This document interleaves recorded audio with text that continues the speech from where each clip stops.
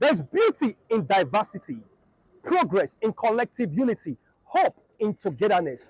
But without understanding, we turn ourselves to enemies, like we see in present day Nigeria, where Yorubas target Igbos, Muslim, or Christians. But if you check deep down, you discover that we are all one because we have what the same red blood. Today on Street Vibe, we are going to be squashing the beef between the Yorubas and the Igbos. My name is Mr. Young, saying stay tuned, don't touch the dial. Street Vibe with Mr. Young. Mr. Young. I'm good, sir. What's your name? My name is Chidubem. Should have been. Where you from? I'm from Enugu State. Enugu State. And you? My name is Atara Success Anolua. I'm from Ondo State. All right, nice. Handsome man, beautiful girl. Did you decide the place you were born? No, I didn't decide. You didn't decide. Yeah, I found myself there, so. You I found accepted yourself there, it. right? Yes. Nobody told you that you were going to be Yoruba before they gave birth to you. No. Oh, Igbo. I'm Right? Igbo, yes. Nobody told you that you're going to be Igbo No. before birth. No. Did you see an angel tell you that you're going to come from the east before No. your mother gave birth to you? How about you? Before you were born, did anyone tell you that? Okay, No. no. So, why do you think there's a challenge between the Easterners and the Westerners in Nigeria? Um, for me, I actually see all this tribalism stuff as something pointless because, like, we are all human. It's something that we have used to differentiate one another. Why there's no difference. So, I don't think there's any reason for that. Or you don't think there's any reason? Yes. Now, looking at the election, before the election, we are one before election. During the election, we are not one. Exactly. Why do you think such issues arise during election? Okay, now this idea of someone from another tribe coming to rule you. Okay, example now, this Nigeria. Imagine a white man coming to contest for president. So it's something like that, something related to that. That is what is causing an issue. Someone from Enugu State coming to be a governor in Lagos State. Of course, people will complain. They want someone that is their brother, someone that they know very well to rule them.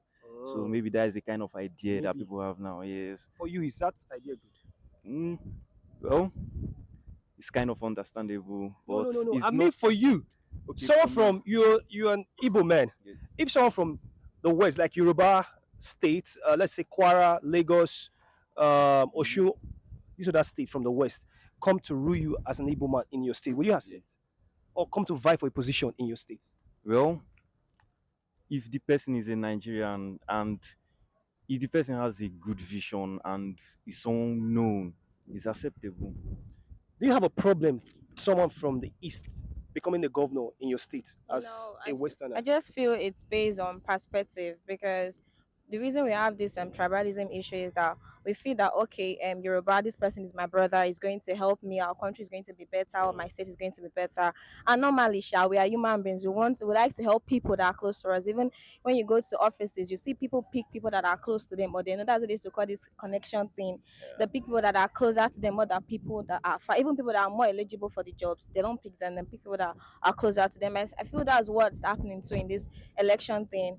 But the truth is just that it's not about this what is called it tribalism because you want to pick somebody that is from your tribe and the person will not do anything in the country and all of that. So just pick somebody that you know that is good and will help the country. If you find yourself in a position, if you're in a position tomorrow, peradventure you are head of a parastatal, and someone coming to your office to look for a job, and the person is from, let's say, from the north, and is eligible for that job, being that you're from the west, like a Yeah. Yoruba girl, and you know that you have a Yoruba brother also needs that job, who would you give the job? It depends. If the not person is very qualified I for said the the job, northern person is eligible and is qualified, I think absolutely I'll give the qualified. not person. Are you sure? Yes. It's not easy, but I think I will. Why will it not be See, easy? most times you see this Let's try, brother. wait, I want us to trash this issue of tribalism in this country. Yes. Why will it not be Okay, easy? because this person is my brother. How is he your But brother? then we are from the same He's place. not your brother. Okay, but He's not it's your brother. it's a two-way thing. He's not your brother. We do away with tribalism that has divided us, caused us to go backward. Nigeria is backward already because of tribalism. Nigeria is blessed. Yeah, Natural true. resources, human resources, capital, everything is in Nigeria. Nigeria is supposed to be a signation to the world. Yeah. But a major problem, which I'm very vexed anytime I say it, is tribal sentiment. Yeah. Now you are young, you are coming up.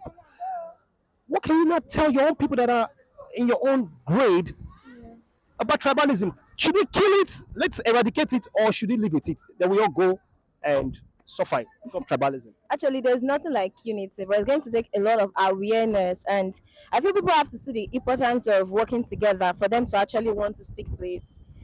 So it takes a lot of awareness, relearning, unlearning, because we already have this mentality in our head that it's not easy to just wipe off. So it's going to take a lot of relearning for us to like adjust. Have your parents ever told you as a young girl not to get married to an Easterner? No, actually, but to a Northerner, yes. So your parents told you not to get married to a Northerner? Yes, personally, I don't even want to get married to a Northerner. Don't, I'm not tribalistic. Oh, so I'm not saying you're tribal. Young man. I'm heartbroken. Um, your parents, I guess you live with your parents. Yes. For once, have your parents ever told you not to get married to someone from the east or from the west? No, let's say from the west because you're from the east, from the west or from the north. No. Your parents have never told you that. They have never told me that. Why do you think there's this bad blood between the Yorubas and the Easterners? Um. Well, it's still that tribalism stuff. So I know that people value tribe a lot, but I don't see any advantage in tribalism. Okay. Yes, my people, my people, my people. That is everything they want. Yes, that is just what they want. But I don't think there's any advantage to just that. It has more disadvantages. I remember before our first democratically elected president was from the west. All the while, Obasanjo was the president. Okay, okay. Something to say about what you just asked him. Okay, wait, I'm coming. All the while, Obasanjo was the president. Did it show more in the west? Yes, it did. It showed more in the west. Yes. So what you say? You want to say something? You said why there is dispute between the Easterners and the Westerners. Yeah. I feel it's because every tribe wants to dominate. The Biafrans, for instance, they want to be divided and they want to rule by themselves.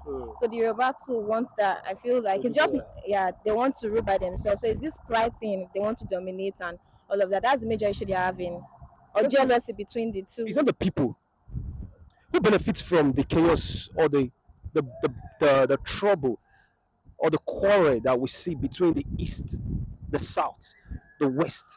No, the east, the south, and the north. Who benefits from it? Who benefits from it? Yes. The citizens. They don't actually benefit from it. I think it's the leaders. So who's responsible for the problem? The leaders too, actually. Who benefits from the chaos, the tussle for power? Who benefits from it? Is it the citizen or the leaders? Of course, it's the people that owns the power. Who benefits from the chaos on ground now that as we speak, people are fighting each other, they are killing each other? Who benefits? People that benefits are the leaders. The leaders. So at the end of the day, the people don't even have a say. I can love you as someone from the other, I don't care.